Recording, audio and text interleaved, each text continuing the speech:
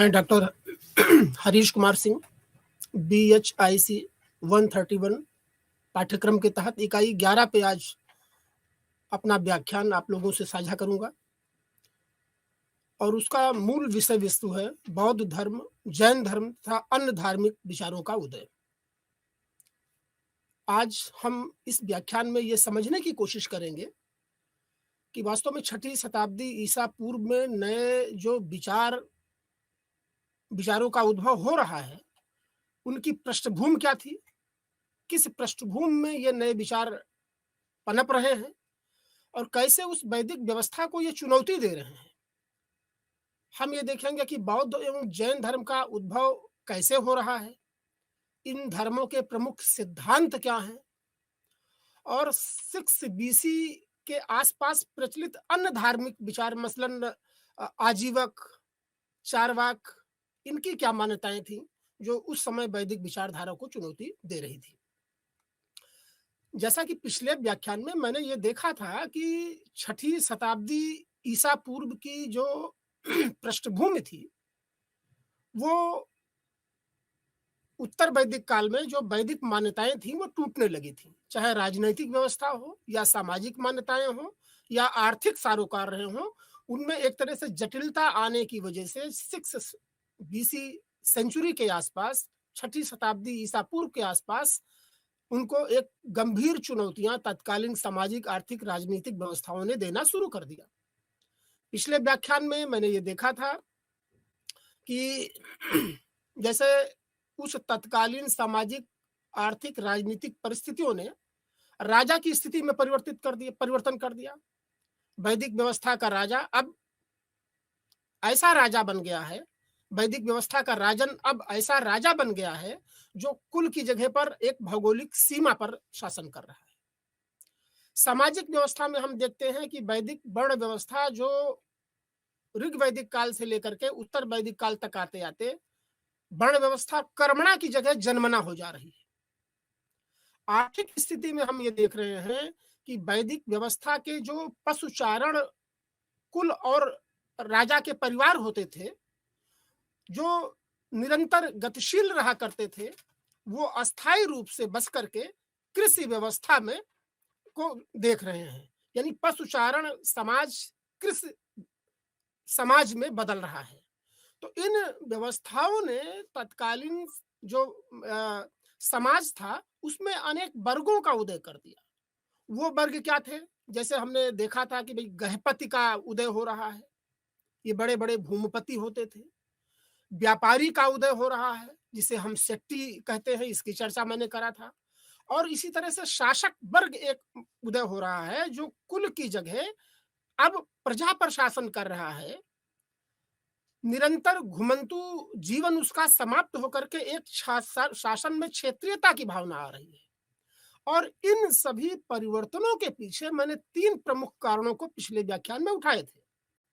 पहला क्या था कि उस भौगोलिक पृष्ठभूमि में लोहे की जानकारी तो यद्यपि 1000 ईसा पूर्व के आसपास ही हो गई थी, लेकिन लोहे का प्रयोग करना इंसान ने सीख लिया था और सबसे पहले अस्त्र शस्त्र में लोहे का प्रयोग हुआ, जिससे राजा की ताकत में इजाफा हुआ।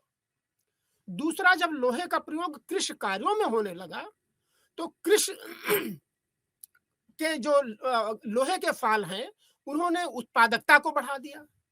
तीसरी बात मैंने करी थी कि इंसान ने जो है धान की रोपाई की विधि सीख ली थी। पहले धान को कहीं बो देता था, फिर वहां से निकाल करके दूसरी जगह उसको पौधे को रोपण करता था, जिससे उत्पादकता बढ़ गई। तो एक तरफ राजा की ताकत लोहे की वजह से बढ़ी और लोहे ने ही जंगलों, कुल्हाड़ियों के माध्यम से जंगलों को साफ करने में अपना सहयोग दिया और लोहे ने ही किसान की, गृहपति की उत्पादकता को बढ़ा दिया। तो ये जो अधिशेष उत्पादन था, इसने एक तरह से वाणिज्य व्यवसाय को भी प्रोत्साहित किया और इस बात को भी प्रोत्साहित किया कि राजा अब अधिशेष उत्पादन को स्वयं कलेक्शन करके अपने को मजबूत स्थिति में ला सकता था। और नतीजा यही हुआ कि राजा ने इस अतिरिक्त उत्पादन को संग्रहित किया और वो धीरे धीरे मजबूत होता चला गया। तो यहाँ हम देखते हैं कि 6ठी शताब्दी ईसा पूर्व में राजन जो है एक तरह से राजा हो गया, उसकी स्थिति मजबूत हो गई और ये जो छोटे-छोटे जन थे, वो जनपद में बदले और जनपद महाजनपद में बदल गए। एक कथा का मैंने उल्लेख किया था जीवक का, वो वास्तव में बदलते समाज के प्रतिमान पर व्यापक प्रकाश डालती है कि पाटलिपुत्र का रहने वाला एक राजकुमार था अभय, और वो कहीं जा रहा था तो उसने जो है एक परित्याग स्त्री के बच्चे को देखा, उसका नाम उसने जीवक रखा, पालन-पोषण किया और फिर उसने निर्णय किया कि मुझे वैदिकी की पढ़ाई करनी है, तक्षशिला चला गया वो। तक्षशिला में पढ़ने के बाद जब वो अपने घर की तरफ चलता है तो गुरु उसकी परीक्षा लेते हैं। उस परीक्षा में गुरु उससे कहते हैं कि भई आप तक्षशिला के इर्द-गिर्द जाओ और देखो क्या ऐसी कोई वनस्पति मिलती है, जिसका कोई वैद्यकी में उपयोग ना हो। जीवक जाता है और लौट के आने के बाद गहन परीक्षण के बाद वो आकर के गुरु को बताता है कि ऐसी कोई भी वनस्पति नहीं है जिसका वैद्यकी में उपयोग ना किया जाओ। यानी दुनिया की प्रत्येक, या भारत की प्रत्येक वनस्पति में कोई न कोई वैद्यकी का गुण है। वापस वहां से चलता है, गुरु बहुत प्रसन्न हुए। और जब वो जीवक चलता है तो रास्ते में एक श्रेष्ठी बीमार होता है, उसका इलाज करते हैं और इलाज के बाद वो उससे पैसे भी लेते हैं और आगे जाते हैं तो वो अ, वहाँ राजगृह आते हैं, वहाँ बिंबिसार का उसको राजवैद्य बना लेते हैं। बिंबिसार अपने मित्र और उस समय के बौद्ध गुरु बुद्ध के इलाज के लिए बार-बार उसको भेजते हैं। तो यहाँ पर एक जो बदलता समाज है उसमें हम देख रहे हैं कि एक लंबी यात्रा करीब 2000 किलोमीटर की, वैद्यकी पेशा और पेशे के बदले एक धन को प्राप्त करना, एक बड़े व्यापारी का प्रसंग आ रहा है। इसका मतलब वो कहीं नगरीय क्षेत्र में रहता रहा होगा और राजा अपने उस राजपाट में, अपने दरबार में एक तरह से वैद्य को रख रहा है, जीवक को। ये पूरा विवरण ये दिखाता है कि वास्तव में समाज के जो वर्ग थे, उसमें नए-नए चीज़, नए-नए प्रतिमान आ रहे थे। गृहपति आ रहा था, व्यापारी आ रहे थे जिनको सेट्टी कहते थे। सेट्टी का आशय ही होता है जिनके पास सर्वोत्तम हो, और शासक भी इनके पीछे खड़ा था। तो देखते हैं कि राजा की स्थिति शक्तिशाली हो गई और अतिरिक्त उत्पादन ने जो है उसको और मजबूत कर दिया। तो ये दरअसल आर्थिक और सामाजिक परिवेश था जिसमें एक नए धर्म का उदय हो रहा है। ये नए विचार कैसे उदित हो रहे हैं उस सामाजिक ताने-बाने में। इस काल के नए समाज के संदर्भ में हम देखते हैं कि वैदिक जो धर्म पद्धति थी, जटिल थी, अर्थहीन थी, वो अपना महत्व खो गई बैठी, और जैसे बलि यज्ञ हो गए या अनुष्ठान हो गए, इनके महत्व ने जो है ब्राह्मण समुदाय के प्रभुत्व को जब स्थापित किया तो इनको उसी समाज से चुनौती मिली। तो हम कह सकते हैं कि सामाजिक, आर्थिक, राजनीतिक जो परिस्थितियां थी वो नए समुदायों के अनुकूल नहीं थी। जो नवोदित समुदाय था, जिनकी हम गृहपति की बात कर रहे हैं, व्यापारी की बात कर रहे हैं या राजा की ही बात कर रहे हैं, जो राजन की स्थिति से अपने को बदल करके राजा, महाराज, धीराज, सम्राट, विराट की स्थिति में लेके आ रहा है, अब वो पुरानी व्यवस्था को मानने को तैयार नहीं था, क्योंकि उसकी स्थिति उसके अनुरूप नहीं थी। ऐसे में इस ये जो सामाजिक समुदाय था, उस समुदाय ने इस पुरातन व्यवस्था को, खास करके ऋग वैदिक काल के बाद उत्तर वैदिक काल और फिर छठी शताब्दी ईसा पूर्व तक आते-आते जो सामाजिक व्यवस्था थी उसको चुनौती दिया। राजनीतिक व्यवस्था को चुनौती दिया। इसमें राजा थे, बड़े व्यापारी थे, अमीर थे, गृहस्थ थे, और मजे की बात है कि आम्रपाली जैसी वेश्याओं का भी उल्लेख मिलता है, गणिकाओं का उल्लेख मिलता है, जिन्होंने पुराने प्रतिमानों को चुनौती दी और इन नए विचारों को उन्होंने स्वीकार किया, सपोर्ट किया। और इसी पृष्ठभूमि में बुद्ध और महावीर ने अपने तरीके से, अपने ढंग से नई सामाजिक व्यवस्था स्थापित की और उस पुरानी समस्याओं का जवाब दिया, पुरानी जटिल चुनौतियों को व्यवस्थाओं को चुनौती दी। अब ये वैदिक कर्मकांड प्रथाओं की प्रासंगिकता उस तत्कालीन समाज में नहीं रह गई, यही पृष्ठभूमि थी जिनमें बौद्ध और जैन धर्म का उदय हो रहा है। तो पहले हम बौद्ध महत्व को लेते हैं। बुद्ध के बारे में जैसा कि आप लोग जानते होंगे कि ये शाक्य मुखिया शुद्धोधन के पुत्र थे। इनकी माता माया जो है कोलीय गण की थी और जन्म इनका नेपाल के लुम्बिनी में हुआ था। और मजे की बात है कि लुम्बिनी में इनके जन्म को का अभिलेखीय प्रमाण भी मिल चुका है। बाद के वर्षों में जब अशोक शासक था, तो वो लुम्बिनी की यात्रा पे जाता है और फिर रुम्मनदई का एक अभिलेख मिला है, उसमें वो साफ-साफ कहता है कि बुद्ध के जन्म स्थान के उपलक्ष्य में 1/8 करों को मैंने समाप्त कर दी कम कर दिया। वो बुद्ध के प्रति आस्थावान था और इससे भी प्रमाणित होता है कि लुम्बिनी में बुद्ध का जन्म हुआ। अब जब बुद्ध राजघराने के थे, वैभवपूर्ण जीवन उनका चल रहा था, कोई अभाव नहीं था और राजपाट अच्छे से चल रहा था। लेकिन इसी बीच जो है, जब वो जंगल की तरफ चलते हैं, तो रास्ते में उनको एक बौद्ध स्रोतों से जानकारी मिलती है कि कोई बूढ़ा व्यक्ति मिला, एक दूसरा बीमार व्यक्ति मिल गया, एक तीसरा मृत व्यक्ति जिनकी शव दाह के लिए लोग जा रहे थे और एक चौथा सन्यासी मिला। इन 4 स्थितियों ने बुद्ध को अंतर्मन को झकझोर दिया। बहुत चिंतनशील थे वो और वो दरअसल गंभीर चिंतन में पड़ गए और लौटने के बाद उन्होंने ये निर्णय लिया कि वास्तव में ये संपूर्ण संसार दुख में है, जरा-मरण है और इस सांसारिक दुख से मुझे स्वयं और पूरी मानवता को बाहर निकालना है, तो कोई न कोई एक उपाय खोजना ही होगा। बुद्ध कठोर तप की तरफ आगे बढ़ने लगे। वो आते हैं और रात के अंधेरे में पत्नी और बच्चों को छोड़ करके छंदक घोड़े के साथ जंगल में जाते हैं और उस सन्यासी का वेश धारण कर लेते हैं। बोध गया जाते हैं। निरंजना नदी का नाम आता है बौद्ध स्रोतों में और कुछ पौराणिक ग्रंथ भी उसको पुष्ट करते हैं। वहां उसके किनारे जाकर के पीपल के वृक्ष के नीचे वो लंबी तपस्या करते हैं और उनको ज्ञान प्राप्त होता है। बुद्ध पूर्णिमा को उनको ज्ञान प्राप्त होता है और फिर वो जो है बुद्ध कहलाए। बुद्ध को तथागत भी कहा जाता है। बुद्ध के ज्ञान प्राप्त के बाद जो उनकी निर्माण की स्थिति है, उसमें उन्होंने सांसारिकता को बिल्कुल त्याग दिया। सांसारिकता को त्याग करके संसार में रह करके संसार को आगे बढ़ाने का काम बुद्ध ने 40 वर्ष की अवस्था के बाद पूरे 80 साल तक करते रहे, 40 साल तक करते रहे।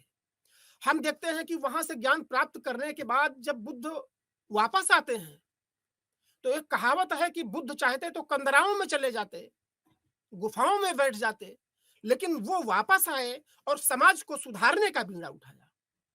वो वापस आते हैं और अपनी उन्हीं 5 जो उनके गुरु मित्र थे, शिष्य थे, उनको शिष्य बनाया। उनमें नाम आता है उनके जो सारनाथ में आकर के पहला प्रवचन देते हैं, उसको धर्म चक्र प्रवर्तन कहा गया। वो धर्म चक्र प्रवर्तन, इनके 5 जो शिष्य बने, अश्वमित्र का नाम आता है, उपाली का नाम आता है, मुगलवान का नाम होता है, सारपुत्र का नाम आता है और आनंद का नाम आता है। आनंद सबसे प्रिय शिष्य थे। आनंद के कहने पर ही अभी आप देखोगे कि महिलाओं को भी संघ में शामिल किया जाता है। गौतमी प्रजापति का नाम आता है। आगे हम देखते हैं कि बुद्ध ने सारनाथ में पहला उपदेश दिया और सारनाथ इस मायने में बहुत महत्वपूर्ण है कि बुद्ध के उपदेशों के स्थल पर बाद के वर्षों में अशोक ने वहां पर एक स्तंभ लेख खुदवाया। वो स्तंभ आज भी सारनाथ के उस म्यूजियम में रखा हुआ है। ऊपर का भाग जिसे भारत ने अपना राज्य चिन्ह बनाया, उसी स्तंभ के ऊपर नीचे के हिस्से पर चक्र है, तीलियां हैं और सत्यमेव जयते लिखा है, जो जिसको बताते हैं मुंडकोपनिषद से लिया गया है। भारत ने उसको राज्य चिन्ह के रूप में स्वीकार किया है। बुद्ध ने अपने ज्ञान से मानवता को आलोकित करने के लिए यही चुप नहीं बैठे, वो निरंतर एक संघ की स्थापना करते हैं। और आपको बताते चले कि वास्तव में संघ ने जो है बौद्ध धर्म के प्रचार प्रसार में अहम भूमिका निभाई। बुद्ध के बाद इस संघ ने उसको एक व्यवस्थित धर्म बना दिया। अनुयायियों के लिए एक आचार संहिता थी, लोकतांत्रिक व्यवस्था से संघ का संचालन होता था। बुद्ध ने अधिकतर उपदेश अपने श्रावस्ती में दिए। श्रावस्ती जिसको सहत महत कहते हैं। इनके उपदेशों को सुनने में इनके अनुयायियों में जैसे धनी व्यापारी का नाम आता है अनाथ पिंडक का, बहुत बड़ा श्रेष्ठी था। बताते हैं जेतवन बिहार बौद्ध के लिए दे दिया। अपने कमाए हुए, मेहनत से कमाए हुए तमाम धन को बौद्ध धर्म के विस्तार के लिए लगा दिया। सारनाथ, मथुरा, राजगीर, गया, पाटलिपुत्र, ये ऐसे स्थान हैं जहां पर घूम घूम करके बुद्ध ने जो है मानवता को सत्य का, अहिंसा का संदेश देने का प्रयास किया। बिंबिसार की बात करते हैं, अजातशत्रु की बात करते हैं, प्रसेनजित की बात करते हैं, उदयन की बात करते हैं। ऐसे राजा थे जिन्होंने बौद्ध धर्म को अपनाया या फिर बौद्ध धर्म के विस्तार और प्रचार के लिए अनुदान दिए। ये हमें इतिहास ग्रंथों में, ऐतिहासिक ग्रंथों में इस बात की प्रामाणिकता के मिलती है। हम बुद्ध की शिक्षाओं की बात करें तो वो वास्तव में बुद्ध की शिक्षाएं बहुत ही अहम हैं। उन्होंने कर्म सिद्धांत पर बल दिया। हम पिछले लेक्चर में चर्चा कर चुके हैं कि भाई बुद्ध ने जो है आत्मदीपोभव का नारा दिया। इनका सिद्धांत ही मध्यम मार्ग था। जब 4 आर्य सत्य की बात करते हैं जो बुद्ध की शिक्षाओं का मूल है, तो हम जानते हैं कि जैसे 4 आर्य सत्यों में बुद्ध ने स्पष्ट रूप से कहा कि संपूर्ण संसार दुखमय है। दुख है पहला आर्य सत्य, दुख समुदाय दूसरा आर्य सत्य, दुख निरोध तीसरा आर्य सत्य, और दुख निरोध गामिनी प्रतिपदा, जिसको अष्टांग मार्ग भी कहते हैं, चतुर्थ आर्य सत्य है। इन 4 आर्य सत्यों के अनुपालन से व्यक्ति निर्वाण को प्राप्त कर सकता है, मोक्ष को प्राप्त कर सकता है। जब कभी भी बुद्ध से ईश्वर के प्रश्न पर सवाल किया गया तो बड़ी शालीनता से मौन रह जाते थे। लेकिन हम कह सकते हैं कि बुद्ध अवैदिक विचारधारा से थे, अनीश्वरवादी थे, अनात्मवादी थे। मजे की बात है कि अनात्मवादी होने के बावजूद बुद्ध पुनर्जन्म को मानते हैं। तो यह कैसे संभव है? यह दरअसल एक बहुत बड़ा सवाल भी बात के चिंतकों ने उठाया बौद्ध धर्म के इस सिद्धांत पर। भाई एक तरफ आप आत्मा की अमरता को नहीं मानते हो और दूसरी तरफ आप पुनर्जन्म की व्याख्या करते हो, तो उसका एक सिद्धांत आया कि भाई विज्ञान के प्रवाह से पुनर्जन्म को वो सिद्ध करते हैं। और अगर पुनर्जन्म है तो कर्म सिद्धांत को भी मानना पड़ेगा, क्योंकि अगर कार्य कारण सिद्धांत को नहीं मानेंगे तो फिर कार्य कोई करेगा और उसका परिणाम दूसरा भुगतेगा, उसकी व्याख्या नहीं हो सकती है। बुद्ध ने वैदिक धर्म में होने वाले अनुष्ठानों और कर्म कांडों का बड़ी दृढ़ता के साथ विरोध किया, नैतिकता पर बल दिया। और सबसे बड़ी बात है कि बुद्ध ने जो है मानवता को प्रेम की भावना सिखाई। प्रेम की भावना पर बुद्ध ने बल दिया। बुद्ध के ये जो उदार लोकतांत्रिक विचार हैं वो सभी समुदाय के लोगों को आकर्षित कर रहे हैं। जाति व्यवस्था एवं पुजारियों की सर्वोच्चता पर ये जब प्रहार करते हैं तो समाज के जो नीचे तबके लोग हैं जिनको मुख्य धारा में कोई स्थान ही नहीं है, उन्होंने बुद्ध की इस विचारधारा का स्वागत किया। निर्वाण के लिए बुद्ध ने स्पष्ट कहा कि अब मध्यस्थ की कोई आवश्यकता नहीं है, गुरु की भी कोई आवश्यकता नहीं है। आत्म प्रयास से व्यक्ति अपने को मोक्ष की तरफ ले जा सकता है। वेदों की सर्वोच्चता एवं पशु बलि का कठोर विरोध कर रहे हैं। सामाजिक समानता के सिद्धांत पर बुद्ध चल रहे हैं और अर्थविहीन व्यर्थ के अनुष्ठानों का पुरजोर विरोध कर रहे हैं। और हम देखते हैं कि बहुत कम समय में बुद्ध समय ने जो है बौद्ध धर्म एक संगठित धर्म बन जाता है। क्यों? क्योंकि तत्कालीन सामाजिक, आर्थिक, राजनीतिक परिस्थितियों के अनुकूल था बुद्ध का विचार। प्राचीन व्यवस्था अपना महत्व खोती जा रही थी और ऐसे में जब एक व्यक्ति उभर के आता है, चुनौती देता है, तो समाज उन विचारों को हाथों हाथ लेता है। अब तो वैदिक विचारधारा पे ही बहुत बड़ा संकट खड़ा हो गया। क्यों? क्योंकि बुद्ध ने एक तार्किक चुनौती दी थी उस वैदिक विचारधारा को, जो समय के अनुसार जटिल होती चली गई और उसकी जटिलता की वजह से वो तत्कालीन परिस्थितियों के अनुकूल नहीं रह गई थी।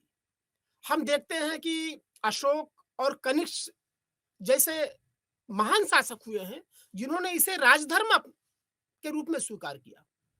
राजधर्म ही नहीं बनाया बल्कि बौद्ध धर्म के प्रचार प्रसार के लिए अपना सर्वस्व लगा दिया।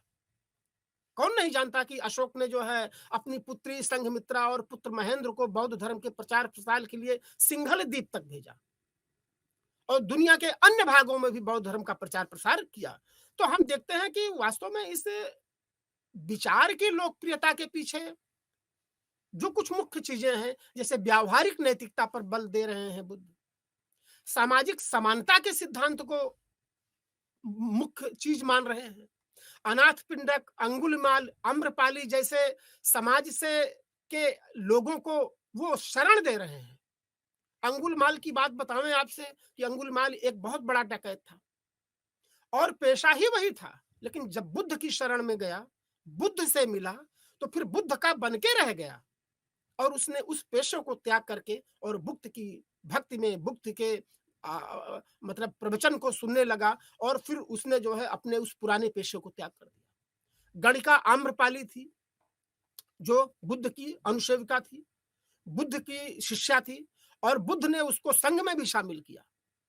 इससे ये लगता है कि एक उस सामाजिक व्यवस्था में ये भी एक तरह से हम कह सकते हैं कि वैश्यावृत्ति के पेशे को उस दौर में राजनीतिक सपोर्ट प्राप्त था, मान्यता प्राप्त थी, राजाओं का संरक्षण प्राप्त किया, संघ की भूमिका हुई और मजे की बात, व्यापारियों ने बुद्ध के विचारों को हाथों हाथ लिया।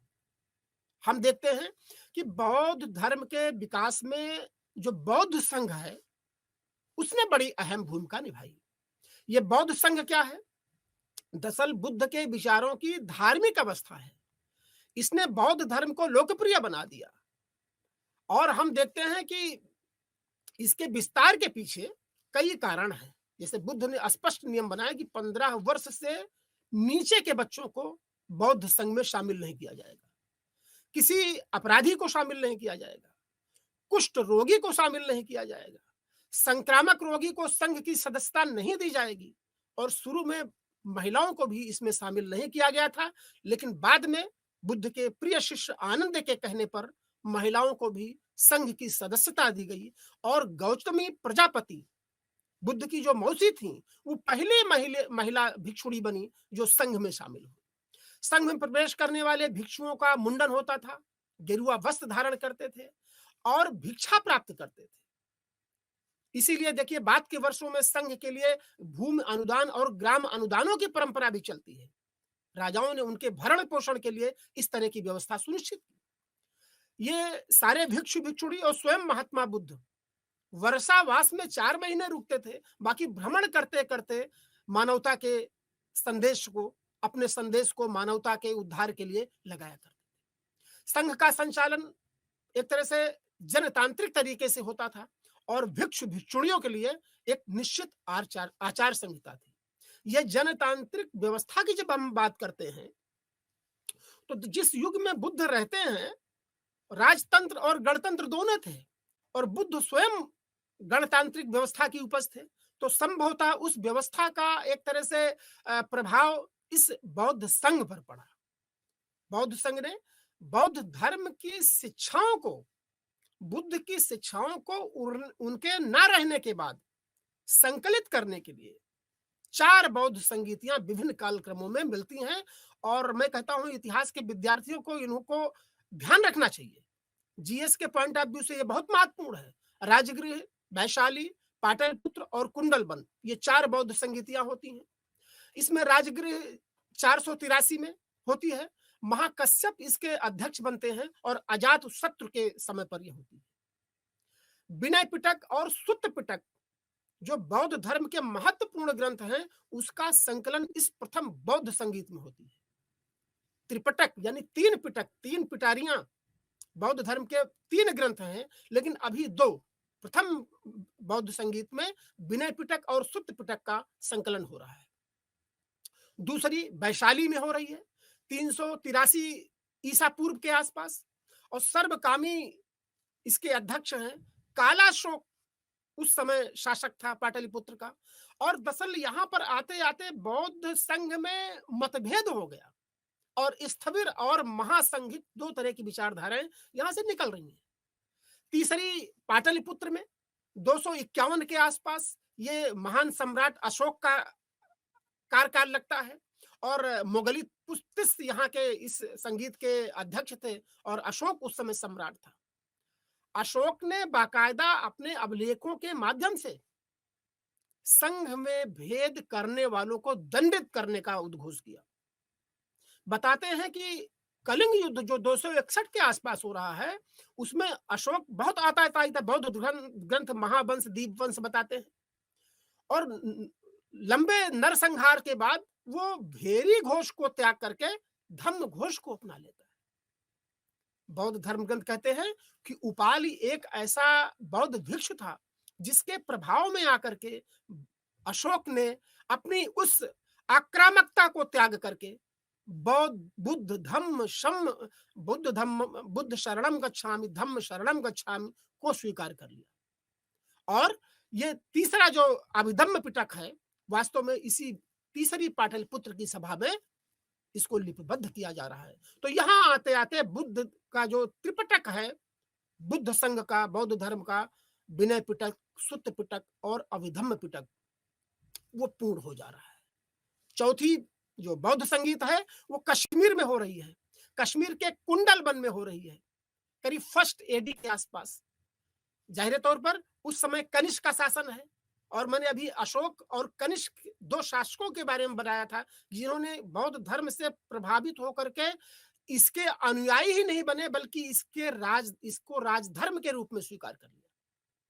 और कनिष्क के समय पे ही हीनयान और महायान शाखा का भी एक तरह से नई ब्रांच का बौद्ध धर्म से उदय होता है। हीनयानी व्यक्तिगत मोक्ष पर विचार करते हैं, जबकि महायान एक ऐसा यान है जिसमें सभी मोक्ष प्राप्त कर सकते हैं बुद्ध के उन आदर्शों पर चल करके। आगे हम देखते हैं कि बुद्ध की शिक्षाओं में सबसे अहम त्रिरत्न है, बुद्ध धम्म संघ। कहा गया है बुद्ध शरणम गच्छामि, धम्म शरणम गच्छामि, संघ शरणम गच्छामि। अष्टांगिक मार्ग बुद्ध की विचारधारा का मूल है।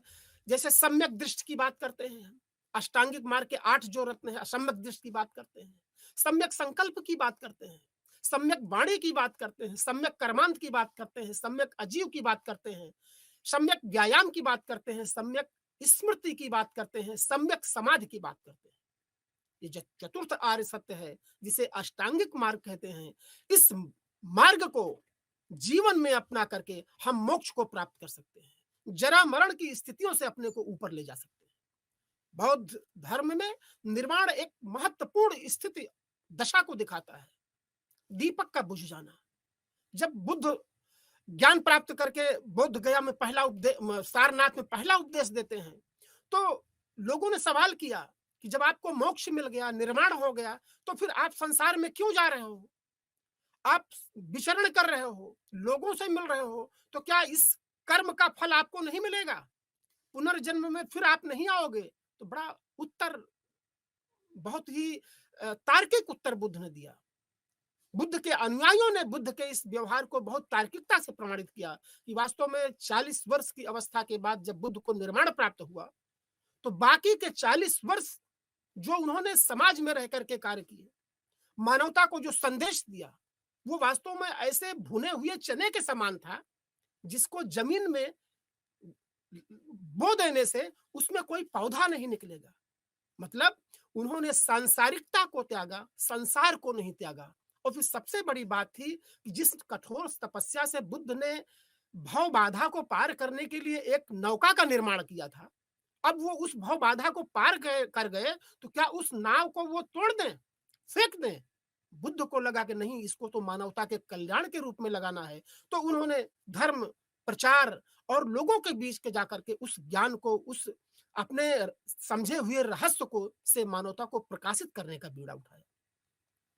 हम देखते हैं कि बाद के वर्षों में बुद्ध धर्म और बौद्ध संघ के तमाम महान विचारकों ने कुछ ऐसी विचारधारा को दिया, जैसे शून्यवाद की बात करते हैं। माध्यमिक कारिका शून्यवाद का एक प्रमुख ग्रंथ है और नागार्जुन इसके अहम प्रणेता हैं। विज्ञानवाद की उत्पत्ति बौद्ध धर्म के अंग से ही हो रही है। मैत्रेय नाय बहुत बड़े विचारक थे। असंग वसुबंध का नाम हम सुनते हैं, ये विज्ञानवाद के बहुत बड़े विचारक थे। बाद के वर्षों में हम शंकराचार्य को प्रच्छन्न बौद्ध कहते हैं। जाहिर तौर पर बौद्ध की कुछ मूलभूत शिक्षाओं का प्रभाव शंकराचार्य पे पड़ा है, जिन्होंने हिंदू धर्म को संगठित किया। सांची, भरहुत, अमरावती के जो स्तूप हैं, अब यहाँ पर एक नई शब्दावली स्तूप आ रही है। आपको बताते चले कि जब बुद्ध का महापरिनिर्वाण हुआ, देखिए निर्माण और महापरिनिर्वाण 2 है। ज्ञान प्राप्त करने के बाद बुद्ध को निर्माण हो रहा है। निर्माण मतलब मोक्ष मिल रहा है। लेकिन अभी भी वो 40 साल उस अपने संदेशों को मानवता को प्रकाशित करने के लिए लगा रहे हैं। लेकिन 80 वर्ष की अवस्था में उनको महापरिनिर्वाण हो रहा है। उनके मतलब शरीर का अंत हो रहा है। तो जब महापरिनिर्वाण हुआ तो उनके अस्थि के अवशेषों के 8 भाग किए गए और जिन अवशेषों पर एक थूहा टाइप का, उल्टे कटोरा टाइप का एक आकृति बनाई गई, उनको स्तूप बोलते हैं। बौद्ध धर्म में इन स्तूपों का बहुत महत्व है।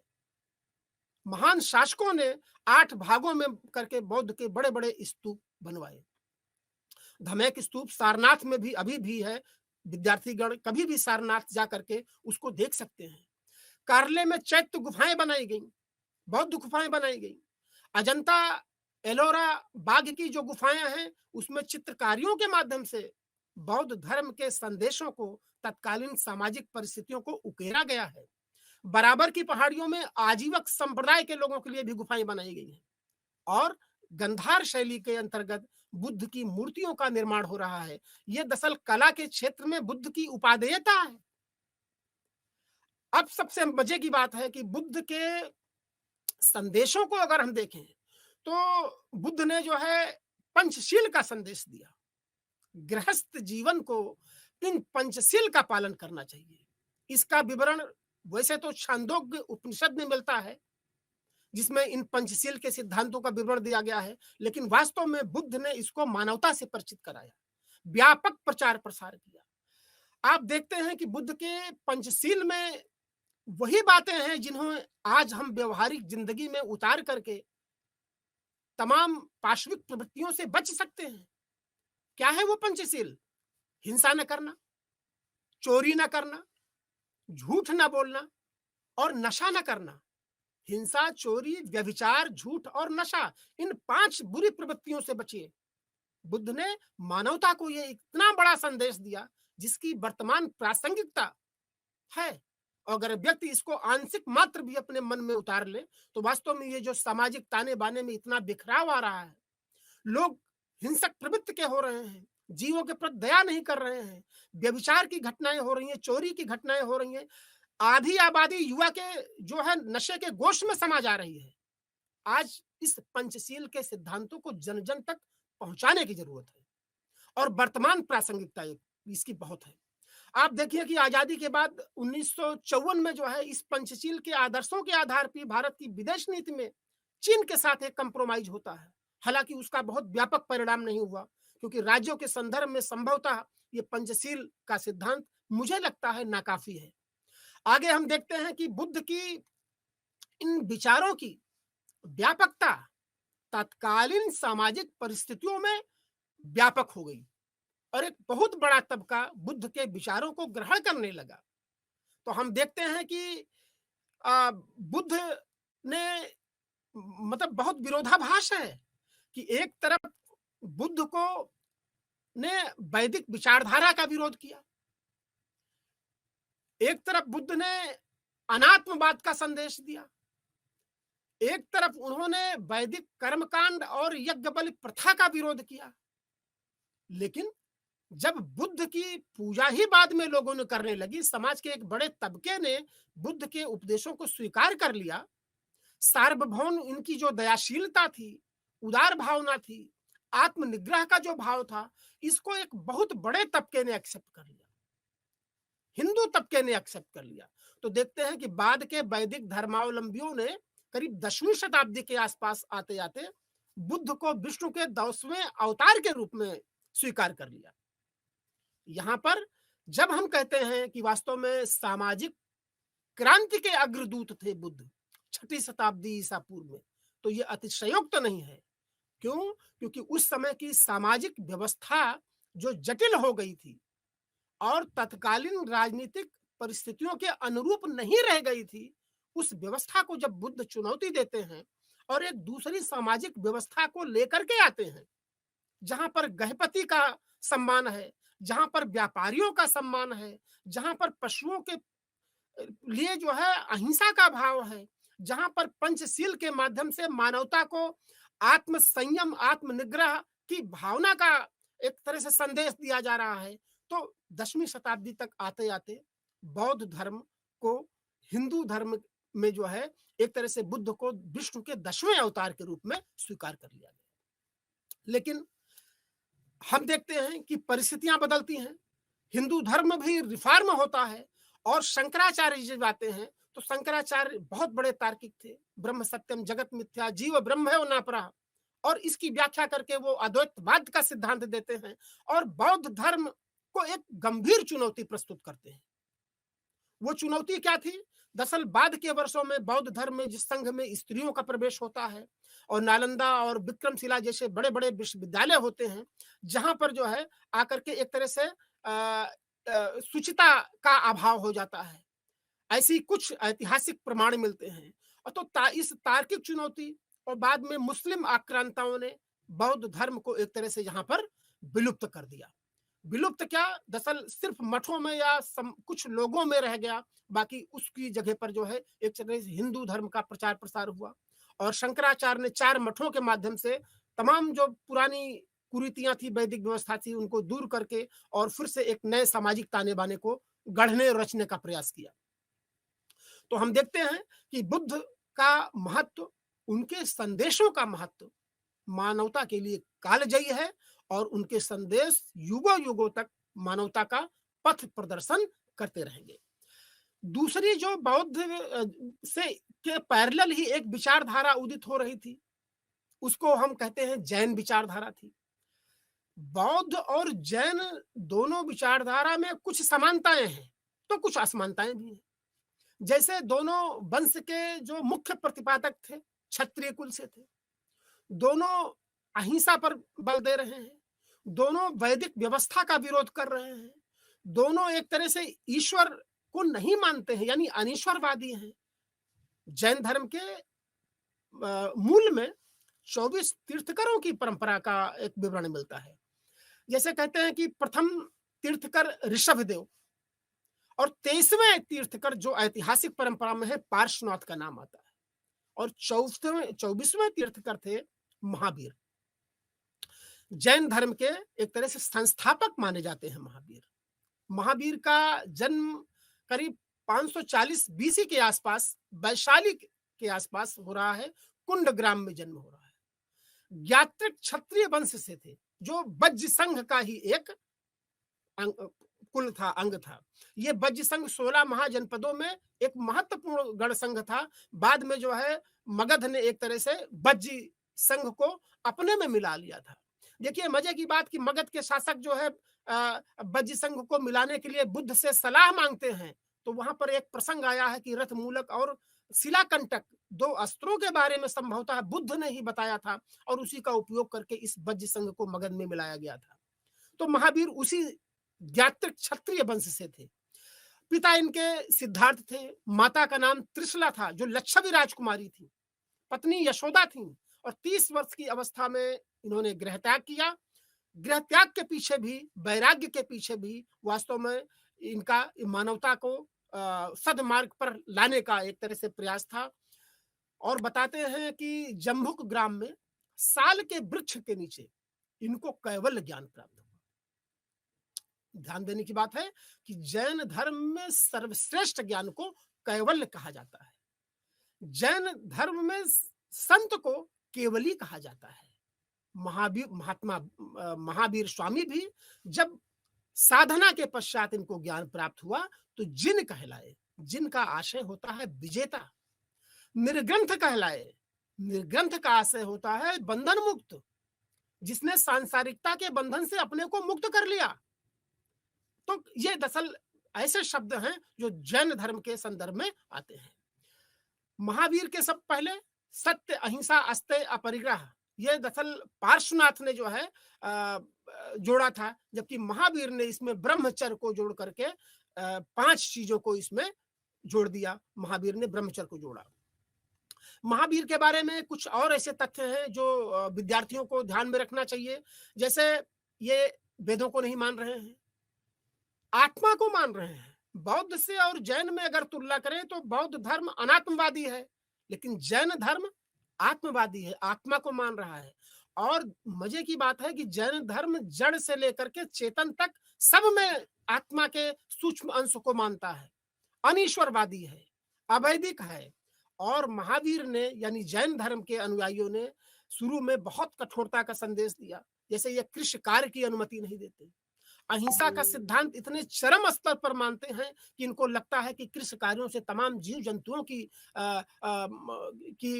हत्या हो जाती है, मृत्यु हो जाते हैं, इससे मोक्ष प्राप्त में बाधा होती है, तो कृषि कार्यों की अनुमति नहीं दे रहे हैं। जहां जहां जैनी मिलेंगे आपको व्यापारी के रूप में मिलेंगे। मोक्ष प्राप्त किए भिक्षु का जीवन अनिवार्य था। महावीर मानते हैं कि अगर भिक्षु जीवन अपनाएंगे तभी मोक्ष प्राप्त करेंगे। बुद्ध क्या कह रहे हैं? बिना गुरु के, बिना किसी माध्यम के आप जो है मध्यम मार्ग को अपना करके मोक्ष को प्राप्त कर सकते हो। वो आत्मदीपो भव की बात कर रहे हैं, लेकिन यहां पर कह रहे हैं कि मोक्ष प्राप्त करने के लिए भिक्षु का जीवन आवश्यक है। एक ज्ञान के सिद्धांत में महावीर और जैन धर्म की बहुत बड़ी देन है मानवता को। सप्तभंगी नय की बात करते हैं। सप्तभंगी नय क्या है कि दरअसल ज्ञान की 3 अवस्थाएं होती हैं। सत्य है, स्याद अस्ति, स्याद नाशिता, स्याद अव्यक्तम च। शायद है, शायद नहीं है, शायद अव्यक्त है। जैन धर्म में मानता है कि एक काल दृष्टि में व्यक्ति समस्त वस्तु का पूर्ण ज्ञान नहीं प्राप्त कर सकता। हम बैठे हैं, आपके साथ वार्ता कर रहे हैं, लेकिन हम साधारण नेत्रों से सिर्फ सामने की चीजों को ही देख सकते हैं। तो कहते हैं कि व्यक्ति एक समय पर, साधारण इंसान एक समय पर किसी वस्तु के आंशिक ज्ञान को ही प्राप्त करता है, पूर्ण ज्ञान को नहीं प्राप्त कर पाता। तो जब हम आंशिक ज्ञान को प्राप्त करते हैं तो हम ये दावा करें कि हम संपूर्ण ज्ञान को जानते हैं, बेमानी होगा। तो वो कहते हैं कि हमें अपने किसी भी बात को कहने के पहले स्याद लगा देना चाहिए। स्याद अस्तिचा, नास्तिचा, अव्यक्तम चा, और इसको फिर अलग अलग से मिलाने पर सप्तभंगी नय बनता है। स्याद अस्तिचा नास्तिचा, स्याद अस्तिचा अव्यक्तम चा, स्याद नास्तिचा अव्यक्तम चा, स्याद अस्तिचा नास्तिचा अव्यक्तम चा। इसको सप्तभंगी नय, बड़े एक जैन ग्रंथों में, अंगों में इसको एक उदाहरण से समझाया गया है कि 7 अंधे हैं और वो किसी हाथी के शरीर को आंख मूंद करके देख रहे हैं। तो कोई पैर को देखता है तो कहता है खंभे जैसा हाथी है, कोई पेट को पकड़ता है तो कहता है ढोल जैसा हाथी है, कोई कान को पकड़ता है तो कहता है हाथी सूप जैसा है।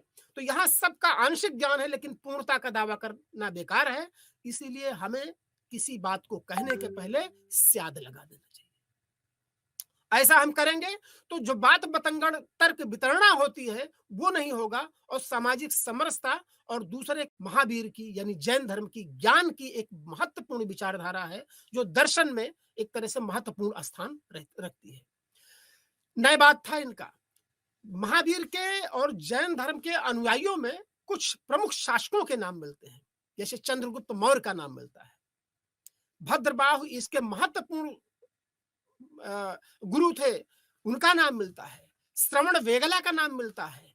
तो क्या है कि चंद्रगुप्त मौर्य के बारे में बताया जाता है कि भाई पाटलिपुत्र में एक बार बहुत भीषण अकाल पड़ा और उस अकाल की वजह से चंद्रगुप्त मौर्य के मन में बहुत वैराग्य आया, तो वो राजपाट त्याग करके जो है श्रवण वेगिला की तरफ भद्रबाहु के साथ चले गए और कर्नाटक के आसपास कहीं चंद्रगिर पहाड़ी पर जाकर के वो संलेषणा विधि से गृह त्याग कर देते हैं। अब यहाँ पर संलेषणा आया है, विद्यार्थियों को इस वाक्य पर ध्यान देना चाहिए। मतलब आत्म संयम, आत्म निग्रह से अपने जीवन का अंत कर देना, कठोर तपस्या से जीवन को शांत कर देना, अंत कर देना संलेषणा पद्धति है। और इसके ऐतिहासिक प्रमाण मिले हैं कि चंद्रगुप्त मौर्य ने जो है एक तो जैन धर्म का अनुयायी बना, दूसरे वो भद्रबाहु का शिष्य था, तीसरे वो चंद्रगिर की पहाड़ी पर श्रवण वेगला में जाकर के संलेषणा विधि से अपने प्राण को त्याग देता है। और ऐसा नहीं है, हिंदू हिंदू धर्म में भी बाद के वर्षों में एक तरह से संलेषणा किसी न किसी रूप में मनाया जाता था। प्रयाग में तो लोग जाते थे, जल समाधि लेकर के अपने शरीर का अंत करते थे तपस्या करते-करते। आगे हम देखते हैं कि वास्तव में जैन धर्म की जो ये मान्यताएँ थीं, जैन धर्म के जो विचार थे, इनको संकलित करने के लिए भी इतिहास में 2 प्रमाण हैं कि 2 सभाएँ होती हैं। एक पाटलिपुत्र में होती है करीब 300 बीसीई के आसपास जैन धर्म के, और 12 अंगों का संग्रहण करते हैं। देखिए, अंग और उपांग जैन धर्म ग्रंथ हैं। मैंने उधर पढ़ा था कि बौद्ध के ग्रंथों को त्रिपिटक कहा जा रहा है, लेकिन जैन धर्म के ग्रंथों को अंग और उपांग कहा जा रहा है। तो पाटलिपुत्र की पहली सभा में जो है, स्थूलभद्र ने इन 12 अंगों की तरह से का संकलन किया। और दूसरी सभाएं करीब 512 एडी के पास आसपास हो रही है, बल्लभी में हो रही है। ये बल्लभी गुजरात में है, और देवर्षि क्षमा शरण की अध्यक्षता में ये सभा हो रही है। इस बल्लभी की सभा का सबसे मजबूत पहलू है कि यहाँ भी जैन धर्म 2 भागों में बट रहा है, एक श्वेतांबर, दूसरा दिगंबर। मतलब वस्त्र को पहनने ना पहनने को लेकर के तपस्या कितनी कठोर हो, अहिंसा को किस रूप में अपनाया जाए, इसको लेकर के यहाँ विरोध हो रहा है, विभेद हो रहा है।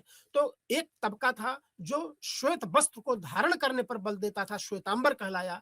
एक तबका था नग्न रहता था, अहिंसा की वजह से अपनी दिनचर्या को, जैसे दिन में ही खाना खाना है, पैदल चलना है तो रास्ते को झाड़ फूंक के चलना है, कृषि नहीं करना है, ये दिगंबर कहलाए। ये 2 संप्रदाय जैन धर्म के मिलते हैं। जैन धर्म की अगर विशेषताओं के बारे में अगर हम पढ़ें, तो सभी विद्यार्थियों को जानना चाहिए कि वास्तव में अहिंसा पर विशेष बल दिया जा रहा है। बुद्ध भी अहिंसा पर बल दे रहे हैं, लेकिन वहां पर वो मध्यम मार्ग को अपना रहे हैं। यहाँ अहिंसा पर विशेष बल दिया जा रहा है।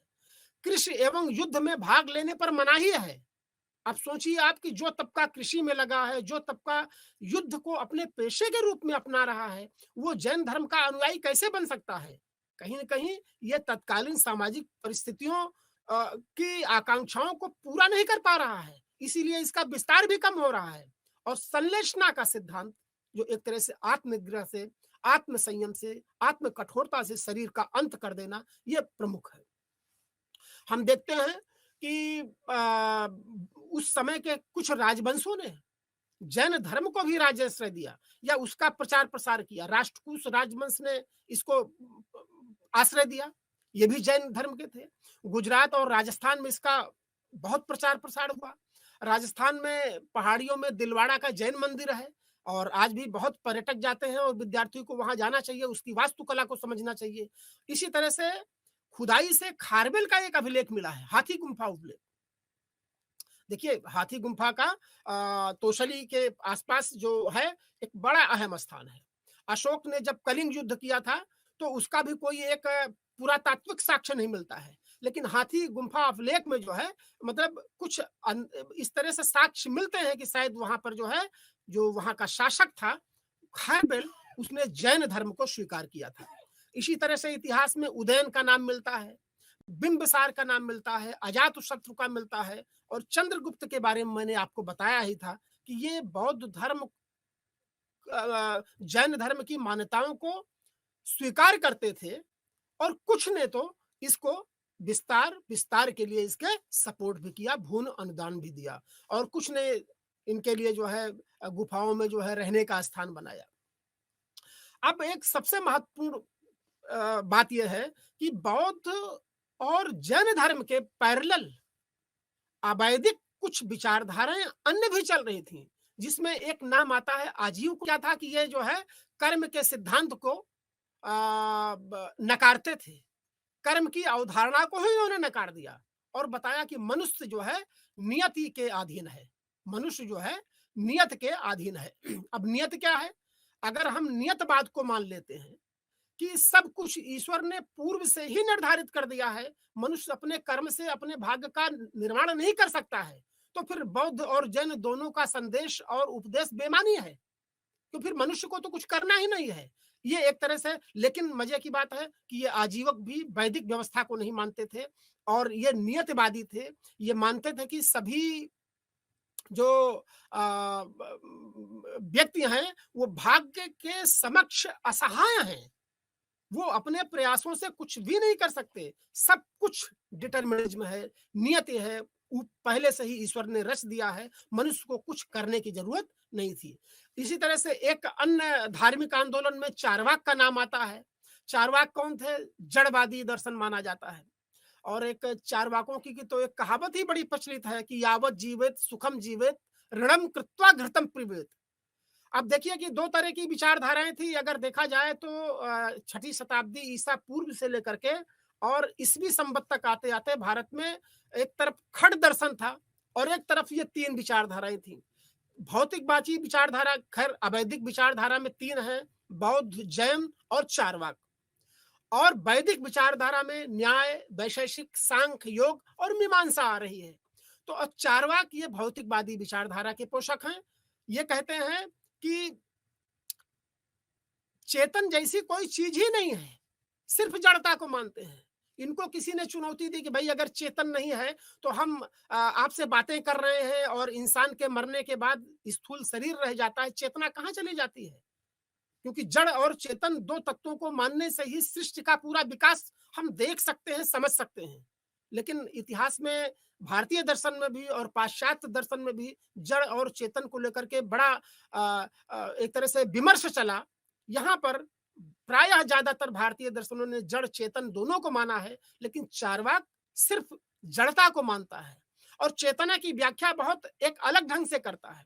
एक प्रसंग आया है कि चारवाक के लोग कहते हैं कि भाई जिस तरह से पान, कत्था, सुपारी और चूना को आपस में मिलाने के बाद एक तरह से लालिमा पैदा हो जाती है, वैसे ही जो पंच तत्व हैं, छित, जल, पावक, गगन, समीरा, इनके आपस में मिलने से एक तरह से चेतना पैदा हो जाती है। तो चेतना कोई ऐसी चीज नहीं है जो जड़ता से अलग है, बल्कि जड़ता ही प्रमुख है। तो ये चारवाक जैसी भौतिक विचारधारा थी, जिनके बारे में ये कहा गया कि अभी मैंने बताया कि आप जो है, आपके लिए नैतिकता जरूरी नहीं है, आपके लिए जो है दयालुता जरूरी नहीं है, आप जो है कर्म कैसा कर रहे हैं ये मायने नहीं है, जिसमें आपको सुख मिल सके वही आपके लिए अहम है। यावत जीवेत सुखम जीवेत ऋणम कृत्वा घृतम पिबेत। बड़ा महत्वपूर्ण ये स्लोगन है जो खास करके चारवाक धर्म के लोगों ने दिया था मानवता को।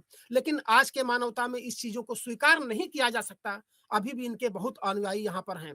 और हम देखते हैं कि भारत के जो नास्तिक दर्शन है, चाहे ईश्वर को न मानने के कारण नास्तिक हो, चाहे वैदिक व्यवस्था को न मानने के कारण नास्तिक हो, उसमें जो है बौद्ध, जैन और चारवाक का नाम आता है। और ये तीनों मिलकर के जो है नास्तिक धर्म की व्याख्या करते हैं। अब हम ये देखते हैं कि वास्तव में ये जो आज के टॉपिक पर मैंने विमर्श किया, व्याख्यान दिया कि छठी शताब्दी ईसा पूर्व के बाद जो नई विचारधारा उभर के आ रही है, इस नए धार्मिक आंदोलनों का जो है प्रभाव क्या पड़ रहा है सामाजिक व्यवस्था पर, आर्थिक व्यवस्था पर, राजनीतिक व्यवस्था पर। तो हम देखते हैं कि इन आंदोलनों ने एक तरह से सामाजिक विचारधारा को, समानता के विचारधारा को लोकप्रियता बनाया। जाति व्यवस्था को चुनौती दे रही हैं ये विचारधाराएं, जो अवैधिक विचारधाराएं हैं, और महिलाओं के अधिकारों को सुरक्षित करने के लिए कदम उठा रहे हैं, संघ में शामिल करके या विमर्श में शामिल करके। व्यवसाय को प्रोत्साहित कर रहे हैं, वाणिज्य व्यवसाय। इस पूरे के पूरे युग में हम बड़े बड़े शक्तियों की बात करते हैं और कारवां चलता था व्यापारियों का। ऐसे कुछ बौद्ध ग्रंथों में सैकड़ों बैलगाड़ियों के साथ व्यापारी एक से दूसरे देश की तरफ व्यापार कर रहे हैं। ये आ रहा है। कर्म की अवधारणा पर बल दिया जा रहा है, चाहे बौद्ध धर्म हो या जैन धर्म हो, कर्म के महत्व पर बल दिया जा रहा है। कृत प्रयास और अकृताभिगम, यहाँ पर कर्म की अवधारणा को बौद्ध, जैन धर्म को और हिंदू धर्म को, तीनों को समान चीज देख सकते हैं, क्योंकि हिंदू धर्म में भी कर्म की अवधारणा पर महत्व दिया गया है, बौद्ध धर्म में भी और जैन धर्म में भी कर्म की अवधारणा पर महत्व दिया गया है। अहिंसा और सहिष्णुता पर बल दिया गया है। इन नए धर्मों की मूल में ये बात है। अहिंसा हमने भी पंचशील के माध्यम से देखा। जैन धर्म में अहिंसा एक प्रमुख तत्व है, उभर के आया। और सहिष्णुता, मनुष्य का मनुष्यता से प्रेम, मानव का मानव से प्रेम। अगर आधुनिक युग में देखते हैं कि हम में अहिंसा हो, सहिष्णुता हो, दयालुता हो और बौद्ध के अगर पंचशील के सिद्धांत को हम स्वीकार करें, तो आज जो भौतिक पृष्ठभूमि में भारत नहीं दुनिया के देशों में एक तरह से अमीरी गरीबी है, एक तरफ से उच्च वर्ग है, दूसरी तरफ निम्न वर्ग है। एक साधन को समस्त साधनों पर अपना कब्जा जमा लेना चाहता है, तो दूसरे के लिए साधन मायने नहीं रख सकते हैं। ये जो एक तरह से खाई है, ये पट सकती है। तीसरी चीज कि बौद्ध और जैन धर्म में खास करके क्षेत्रीय भाषाओं को महत्व दिया।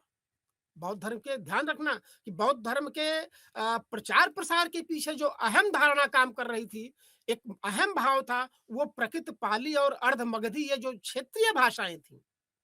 संस्कृत एक तरह से संभ्रांत भाषा हो गई थी, लेकिन बौद्ध धर्म के प्रायः सभी उपदेश प्राकृत पाली और अर्ध मगधी मगधी में दिया गया, जिसके करीब काफी जनता थी। और मातृभाषा में कोई भी प्रवचन, कोई भी कम्युनिकेशन ग्राह्य होता है। ये आज की जो भारत की नई शिक्षा नीति है, वो भी तो यही कहती है।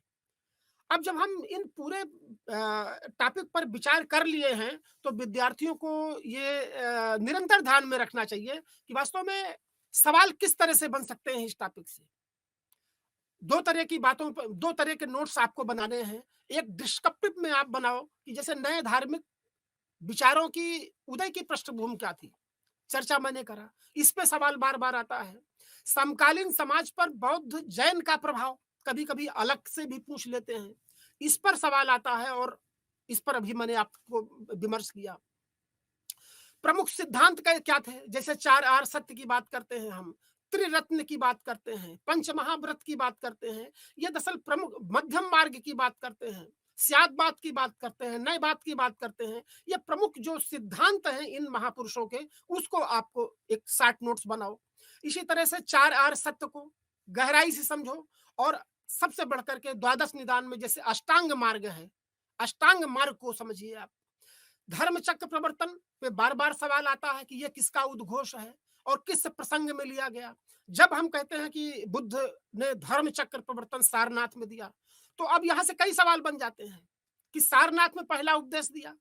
सारनाथ आज एक बहुत बड़ा धार्मिक पर्यटक स्थल है और राज्य सरकार, भारत सरकार भी इसको प्रश्रय दे रही है। अशोक ने इतिहास में यहाँ पर स्तंभ लेख लिखवाया, बुद्ध यहाँ पर उपदेश देते थे। वो स्तंभ लेख जो ऊपर का टूटा भाग है, अभी संग्रहालय में आज भी जीवंत रखा गया है। इतिहास के विद्यार्थियों को वहां जाना चाहिए और समझना चाहिए कि आखिर भारत सरकार ने भारतीय संविधान में राज चिन्ह का जो चिन्ह लिया है, उस सारनाथ के स्तंभ लेख से ही लिया है। तो कितना महत्व दिया जा रहा है, इसको समझना है।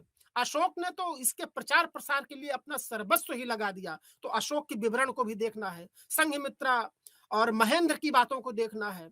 और मजे की बात है कि जैसे रुम्मन दय्यव लेख है, रुम्मन दय्यव लेख में बुद्ध के जन्म के उपलक्ष्य में कर को घटाने का 1/8 करने का की बात अशोक करता है। यह ऐतिहासिक प्रमाण।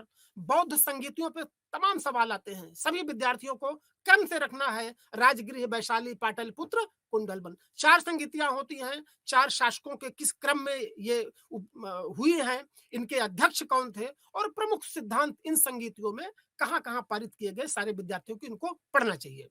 सारनाथ बहुत महत्वपूर्ण है। कनिष्क और नालंदा विक्रमशिला विद्यालय जो विश्वविद्यालय थे, बौद्ध शिक्षा के प्रमुख केंद्र थे, इन पर ध्यान रखना है। और बौद्ध धर्म के विकास के उत्तरदायी कारणों पर प्रकाश डालना है। चंद्रगुप्त मौर्य, हाथी गुफा, अंग उपांग क्या है और नियतिवाद क्या है, इन पर ध्यान देना है। उम्मीद करते हैं कि आज के इस व्याख्यान आपके लिए काफी ग्राह्य होगा और बौद्ध जैन धर्म जैसी विचारधारा को आप समझ करके अपने लिए आत्मदीपोभव बन सकेंगे। और वर्तमान परिस्थितियों के अगर छात्र छात्राएं तनिक भी इसको अपने जीवन में उतारेंगे, तो जो समाज में आज विषमताएं हैं, समाज में असहिष्णुता है, समाज में नशाखोरी फैल रही है, इससे अपने को छात्र छात्राएं दूर कर सकते हैं। और